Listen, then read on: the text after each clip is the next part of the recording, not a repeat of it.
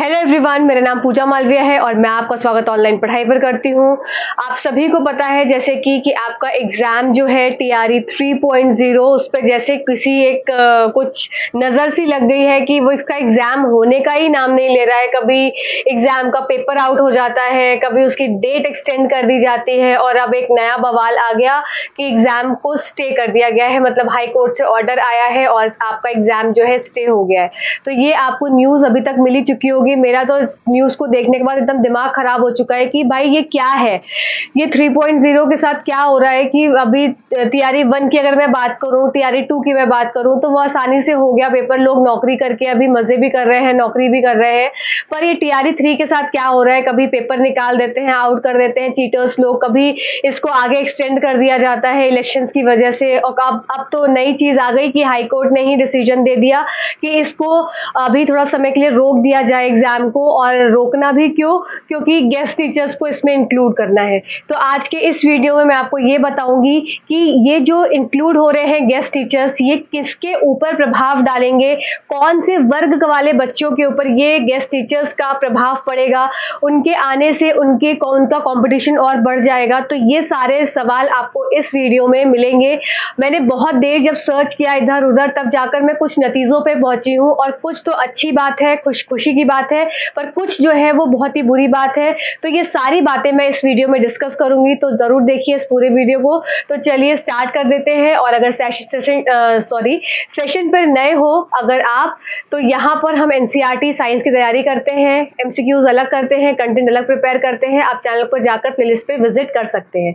चलिए आइए वीडियो को स्टार्ट कर देते हैं। तो जैसे कि आप सभी को विदित है कि यहाँ पर आपका एग्जाम को स्टे कर दिया गया है। अब स्टे करा है, इसका मतलब कि ये स्टे आपका 20 जून पे तो आपका एग्जाम नहीं होने वाला। जो भी पिछला एक दिन से जो पहले जो सर्कुलर घूम रहा था कि 20 से 21 जून के आसपास आपका एग्जाम होना है, तो अब ये तो उम्मीद बहुत ही कम लग रही है कि 20 जून को आपका एग्जाम होगा। क्योंकि ये जो गेस्ट टीचर्स हैं, जो गेस्ट टीचर्स बीच में आ गए हैं, ये गेस्ट टीचर्स की वजह से ही सब हो रहा है। तो ये गेस्ट टीचर्स का मानना ये है कि हम जब इतने दिन से पढ़ा रहे हैं तो हमको भी इस चीज में इंक्लूड होना चाहिए और हमको कुछ एक बोलते ना कि थोड़ा सा एक फायदा मिलना चाहिए इतने दिन से गेस्ट टीचिंग में, जब हमको इतना एक्सपीरियंस है। तो उसके लिए उनको बोला गया कि आपको ये मान्य हो गया है इनके लिए, गेस्ट टीचर्स के लिए, कि आपको पॉइंट्स दिए जाएंगे। और उन पॉइंट्स में जैसे कि अगर 1 साल का है टेन्योर किसी का एक्सपीरियंस का, तो उसको 5 नंबर। इसी तरह से अगर किसी का 4 साल का है तो उसको 4 दूनी 5, 20 नंबर। इसी तरह से 5 साल का है तो 5 × 5 25 नंबर। और किसी का अगर मान लो 10 साल का है तो भी उसको मतलब जो मैक्सिमम लिमिट रखी गई वो 25 नंबर रखी गई। तो इसका मतलब अगर वो एग्जाम में कुछ भी पेपर नहीं करके आते हैं, ये गेस्ट टीचर्स की मैं बात कर रही हूँ, अगर एग्जाम में वो 1 नंबर का भी क्वेश्चन नहीं सॉल्व करते हैं, फिर भी उनको उनके खाते में 25 नंबर तो आ ही जाएंगे। इसका मतलब ये 25 नंबर इनको कैसे मिल रहे हैं? फ्री मिल रहे हैं, इनके एक्सपीरियंस के बेस पर मिल रहे हैं। ठीक है, तो यहाँ पर इनका एक्सपीरियंस काम आ रहा है। जैसे बोला भी जाता है एक्सपीरियंस काम आता ही इन फ्यूचर किसी भी जॉब में। तो ये एक्सपीरियंस इनका यहाँ 25 नंबर का काम आ जाएगा, जिनका 5 साल तक या 5 साल से ऊपर जिनकी नौकरी होगी। ठीक है, तो ये जो 5 साल है या ये जो 5 साल का जो 25 नंबर मिल रहा है, आखिर या ये वर्ग 1 से 5 को भी मिल रहा है, 6 से 8 को मिल रहा है, 9 से 10 को मिल रहा है, कि 11 से 12 को मिल रहा है? तो यहाँ पर कुछ लोगों के लिए बहुत ही खुशी की बात है। और सही में मैं तो बहुत ज्यादा खुश हूँ। क्योंकि ये जो आपका 25 नंबर मिल रहा है, ये 25 नंबर किनको मिल रहा है, ध्यान से नोट करेंगे इस बात को। ये 25 नंबर मिल रहा है 11th से 12th वालों को। ठीक है, मतलब 11th से 12th वाले लोग बच्चे जो हैं, उनके लिए कंपटीशन बढ़ जाता है। तो उनके लिए ये चीज बहुत बुरी हो जाती है कि अब क्या है, ये कंपटीशन उनका बढ़ गया। अब ये जो गेस्ट टीचर्स आ गए फ्री का 25 नंबर लेके, तो अब इसमें चाहे वो कितनी भी मेहनत कर ले, उनको और मेहनत बढ़कर करनी पड़ेगी। क्योंकि 25 नंबर तो फ्री में लेके आ जाएंगे ये लोग, और थोड़ी सी मेहनत और कर लेंगे ये गेस्ट टीचर्स वाले, तो इनका सिलेक्शन पक्का हो जाएगा। तो इसके लिए 11th से 12th वाले जो कैंडिडेट्स हैं, जो वर्ग 11th से 12th 11वीं 12वीं वाला जो वर्ग है, उसमें क्या है, प्रॉब्लम आ गई, क्रिएट हो गई उन बच्चों के लिए जो 11th से 12th वाले हैं। इनके लिए कंपटीशन बढ़ गया। और इसमें बेसिकली जो बात करी जाए वो साइंस सेक्शन की और इंग्लिश सेक्शन वाले, जिन्होंने पेपर भरा है साइंस से या इंग्लिश से, उनके लिए यहाँ पर प्रॉब्लम है, क्योंकि जो गेस्ट टीचर्स की बात हो रही है ये 11th से 12th वालों की बात हो रही है और साइंस और इंग्लिश वाले सब्जेक्ट्स की बात हो रही है। ठीक है, बाकी और सभी कैंडिडेट्स, जितने भी कैंडिडेट्स हैं, कि जितने भी, चाहे वो आपका वर्ग 1 से 5 हो या 6 से 8 हो या 9 से 10 हो, इनमें से किसी को भी कोई समस्या नहीं आई है, उसमें कोई भी कंपटीशन नहीं बढ़ा है। क्यों? क्योंकि इसमें गेस्ट टीचर्स इंक्लूड नहीं हुए हैं। इनका जैसे पेपर पहले होना था वैसे ही पेपर अभी भी होगा।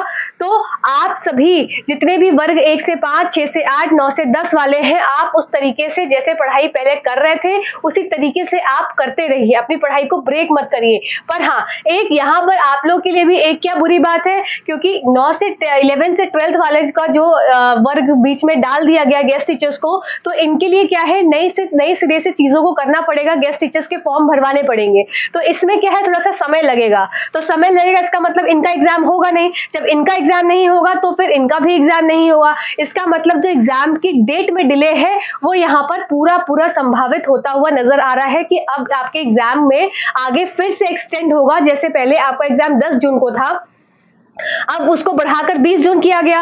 अब 20 जून से अब पता नहीं एग्जाम किस समय लेंगे, जून में ही लेंगे या आगे जुलाई में शिफ्ट करते हैं कि, और जुलाई में इनका फिर रिजल्ट देना था। तो मतलब बहुत ज्यादा अभी चीजें बहुत ही कंफ्यूजिंग हो गई हैं, और ये कंफ्यूजन क्या है, सिर्फ जाकर शिक्षा बोर्ड और बीपीएससी मिलकर इस कंफ्यूजन को दूर कर सकता है। तो आपका 1 से 2 दिन अभी लगेगा इसकी डेट को वापस से रिन्यू होने में, मतलब कि री रिलीज होने में। अभी क्या था, लीक्ड पेपर का था तो री एग्जाम हो रहा था, अब री शेड्यूल करेंगे, किसको डेट को अपना वापस से डेट देंगे, तो एक शेड्यूल बनाएंगे कि इस दिन आपका एग्जाम होने वाला है। तो यहाँ पर जो कुछ बातें जो समझ में आई, कि पहली बात ये समझ में आई कि 11 से 12 वाले में गेस्ट टीचर्स आ रहे हैं, उसमें इंक्लूड हो रहे हैं, तो कंपटीशन 11 से 12 वालों का बढ़ेगा। 1, 5, 6, 8, 9, 10 इनमें कोई भी कंपटीशन नहीं बढ़ेगा। आप जैसे पढ़ाई कर रहे थे उसी तरह से पढ़ेंगे। आपके ना आपकी वैकेंसी में कोई फर्क पड़ेगा, ना आपके नंबर ऑफ कैंडिडेट्स में कोई फर्क पड़ेगा। जितने फॉर्म भरे गए हैं उतने ही फॉर्म अभी भी रहेंगे। बस हाँ, एक फर्क पड़ रहा है, क्या आपको समय और मिल रहा है, और शायद ज्यादा समय मिल जाता है तो वैसे दिमाग बहुत घूम जाता है।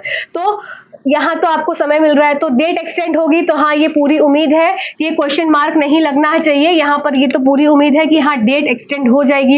एग्जाम कब तक होगा, एग्जाम कब तक होगा इसके जानकारी तो पूरा शिक्षा बोर्ड और बीपीएससी मिलकर ही देगा। तो इसके लिए यहाँ पे क्या है, उम्मीद ये हो रही है कि देखो आपका TRE 4 भी लगा हुआ है लाइन में, है ना, पूरा कैलेंडर रिलीज कर दिया था इन लोग ने, तो TRE 4 भी लगा हुआ है। तो इस हिसाब से इनको TRE 3 तो कराना ही कराना है, क्योंकि TRE 4 भी लगा हुआ है, रिजल्ट डेट भी रिलीज आउट कर दी है। तो पर गवर्नमेंट का क्या है, एक बार बोल देगी कि हाँ 15 तारीख को रिजल्ट नहीं आएगा, अभी 15 अगस्त को आएगा या 15 सितंबर को आएगा। इनका क्या जा रहा है, इनको तो सिर्फ एक सर्कुलर निकालना रहता है और उस सर्कुलर पे सब बंदर की तरह नाचते रहते हैं। ये तो हमारे मदारी हैं, नचाते हैं कैसे भी जैसे भी नचाना है। तो यहाँ एग्जाम कब तक होगा इसकी तो बहुत ज्यादा मतलब अभी 20 जून वाला तो एग्जाम होते हुए नहीं दिख रहा है। तो इसके लिए आपको थोड़ा सा वेट करना पड़ेगा, है ना, वेट करना पड़ेगा ऑफिशियल नोटिस का आने का। और प्रभावित कौन में मैंने बता दिया कि प्रभावित कौन में है, आपके 11 से 12th वाले जो स्टूडेंट्स हैं ये प्रभावित होंगे, क्योंकि इनकी क्या है सीट भी जाएगी और इनका क्या है कंपटीशन भी बढ़ेगा। दूसरी बात है, गवर्नमेंट गलत है क्या, तो हाँ भाई गवर्नमेंट बिल्कुल गलत है, बिल्कुल गलत है, मेरे हिसाब से गवर्नमेंट गलत है।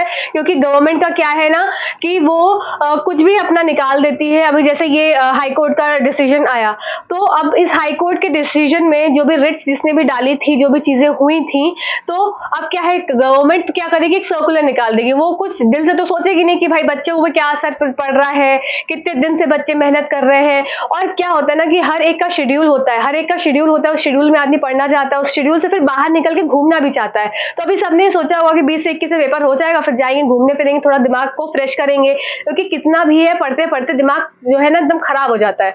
तो उसके लिए फ्रेश होने के लिए कहीं बाहर भी जाना जरूरी है। तो सबने दिमाग में बना लिया होगा कि अब थोड़ा निकलेंगे बाहर। पर क्या है गवर्नमेंट को क्या है, वो तो बोल देगी अभी नहीं, अब आगे एग्जाम है। तो और अभी जैसे मैंने लास्ट आपका एक वीडियो बनाया था कि लास्ट 15 डेज की स्ट्रैटेजी आप किस तरह से बीपीएससी TRE 3.0 री एग्जाम को आप क्लियर कर सकते हैं। तो उसमें मैंने क्या बोला था कि जाएंगे आप अपने परिवार वालों से रिक्वेस्ट करेंगे कि मुझे सिर्फ 15 दिन दे दो और 15 दिन मुझे लाइब्रेरी ज्वाइन कर लेने दो, और उस 15 दिन में मैं अपनी पढ़ाई को करके एक नौकरी ले लूंगा, पूरी अपनी कोशिश करूंगा। ये था। अब उन सब कैंडिडेट्स का क्या होगा जिन्होंने 15 दिन अपने घर वालों से समय लिया था, अभी तो उन्हें ही नहीं पता कि 15 दिन लगेगा, 20 दिन लगेगा, कि अगला और 15 दिन लग जाएगा, कि अगला और 15 दिन लग जाएगा, कि 15 से 45 दिन हो जाएगा, है ना। तो उन सभी कैंडिडेट्स को, उन सभी महिलाओं को, उन सभी पुरुषों को बहुत ज्यादा यहाँ पे दिक्कत होने वाली है, जो 15 दिन का समय लेकर बैठे थे। तो भाई मेरे हिसाब से तो गवर्नमेंट गलत है। जैसे कि तैयारी 1 तैयारी 2 के समय में हुआ था कि एकदम से इन्होंने एक सर्कुलर निकाल दिया कि बीएड को बाहर निकाल दो। तो जितने भी पीआरटी वाले बच्चे थे, जिन्होंने बीएड वाले बच्चे थे जिन्होंने पीआरटी का फॉर्म भरा था, उनका तो क्या हो गया, 0 हो गए। ऐसे केवीएस के समय में इन्होंने करा, क्या किया कि पीआरटी का जो था, पीआरटी वाले बच्चे थे, उनको कहा कि बीएड अगर किया तो भाई निकल जाओ, सिर्फ बीडीसी वालों को अलाउड किया, डीएलएड वालों को अलाउड किया। तो ये तो गलत हो जाता है ना। एक बार अगर फॉर्म भरवा दिया है, एक बार जब फॉर्म को पूरी प्रक्रियाएं हो चुकी हैं, तो इस स्लॉट को तो निकाल दो ना, अगले आने वाले स्लॉट में चेंजेस करना जब उन्होंने फॉर्म ही नहीं भरा है। तो वही बात है ना, बीच में कहीं भी घुस के भी कोई भी कुछ भी आके मक्खी भिनक जाती है, अंदर गिर जाती है और उस मक्खी को लीलना पड़ता है। तो वही चीज है, गवर्नमेंट क्या है, गवर्नमेंट तो जैसा नचाएगी वैसा नाचेंगे, सबको ही नाचेंगे, आप नाचेंगे, हम भी नाचेंगे यहाँ पे। पर क्या है, बुरा तो लगता है ना। इस समय तो मेरा दिमाग एकदम बिल्कुल आउट हो रहा है, क्योंकि इतने अच्छे से सब तैयारी कर रहे थे, सब चैनल से जुड़े हुए, सब इतने अच्छे से प्रिपरेशन कर रहे थे, मैराथन चल रही थी, इधर क्वेश्चन चल रहे थे, सब बहुत अच्छे से चल रहा था। पर क्या है, बीच में एकदम से स्पीड ब्रेकर आया और सबकी गाड़ी हो गई, रुक गई। तो अभी आप इस समय, इस मोमेंट में कैसे अपने आप को मोटिवेटेड रखेंगे, इसके लिए आप एक काम जरूर करिए। सारे मेरे व्यूअर्स जितने भी आप इस वीडियो को देख रहे हैं, अभी तुरंत तो नहीं पता चल रहा ना कब एग्जाम है, कल से 1-2 दिन जाओ, जाके शांति से कहीं जाकर घूम आओ, 1-2 दिन सिर्फ घूम आओ और उस 1-2 दिन में अपने आप को फ्रेश कराओ। उसके बाद आकर वापस से अपना पढ़ाई स्टार्ट करना, क्योंकि अभी तुरंत तो पता नहीं कल देंगे ये अपना सर्कुलर निकालेंगे कि परसों निकालेंगे, जो भी निकालेंगे ना, 1-2 दिन का खुद को समय भी कभी कभी देना चाहिए। तो मेरे सारे जितने कैंडिडेट हैं जो मुझसे जुड़े हुए हैं, आप सबसे मैं यही बोलूंगी कि 1-2 दिन का समय अपना निकाल लो और जाओ, जाके दोस्तों के साथ या परिवार के साथ जाके कहीं घूम आओ, और घूम आओ, उसके बाद आओ वापस से फ्रेश माइंड से और फिर से अपना रिवीजन करना स्टार्ट कर दो। जो समय मिला है, सबको मिला है, तो अभी लग जाओ वापस से। नौकरी तो लेनी है, टीआरई 3.0 तो कराएंगे ही कराएंगे, भले कितना भी नस्तर लगा हुआ है इस वाली वैकेंसी पे, पर कराना तो है ही है उनको, आपको देना भी है एग्जाम और नौकरी भी पानी है। तो इस जुनून से वापस से 2 दिन के बाद आकर अपना पढ़ाई करना स्टार्ट कर दो। और यहाँ पे क्लासेस जो चल रही हैं वो आपको चलती ही रहेंगी, कंटिन्यू ही रहेंगी। मैं यहीं पे हूँ, मैं कहीं नहीं जा रही हूँ, टेलीग्राम से आप सबसे कनेक्टेड हूँ, और कोई भी दिक्कत हो टेलीग्राम पे बात करो। और खुश रहो, पढ़ते रहो। दुखी तो हूँ, मैं खुद हूँ, आप खुद ही दुखी होगे, और दिमाग तो मेरा खुद का एकदम शॉर्ट हो चुका है, ठीक है। तो लोगों का मैसेज आ रहा था टेलीग्राम पे कि मैम क्या हो गया ये, तो सही बात है, क्या हो गया ये, तो गलत बात है ये। क्या ही कर सकते हैं, कुछ नहीं कर सकते, हमारे हाथ में तो सिर्फ क्या है, एग्जाम देना है, पढ़ना है, और यही कर सकते हैं, और तो कुछ कर नहीं सकते हैं। बीएड के समय तो बहुत ही बुरी चीज हुई थी, वो तो आज तक दिमाग से निकली नहीं है। तो चलिए आगे सेशन को इसी तरह से देखते रहिएगा, और यहाँ पर आपकी बीपीएससी की जो क्लासेस है वो चलती रहेंगी, प्लस आपकी यहाँ पर सीटेट की जो क्लास है वो भी कंटिन्यूएशन में चल रही है। तो अगर सीटेट वाला बच्चा अगर कोई स्क्रॉल करते करते देख ले रहा है इस वीडियो को, तो सीटेट वाली क्लासेस को ज्वाइन कर लो, सब चीज फ्री है, पीडीएफ आपको मिल जाती है टेलीग्राम चैनल पर। बीपीएससी वाले तो है कनेक्टेड, तो चलो मिलकर तैयारी करते रहेंगे। अभी फिलहाल 2 दिन के लिए जाओ, घूम के आओ, आप लोग एकदम फ्रेश होकर आओ, एकदम फ्रेश होकर आओ, फिर एकदम खुशी मन से आओ, और वापस से एकदम एनर्जाइज होकर और एंथुसियास्टिकली हम लोग पढ़ाई करेंगे। Thank you so much for watching this video.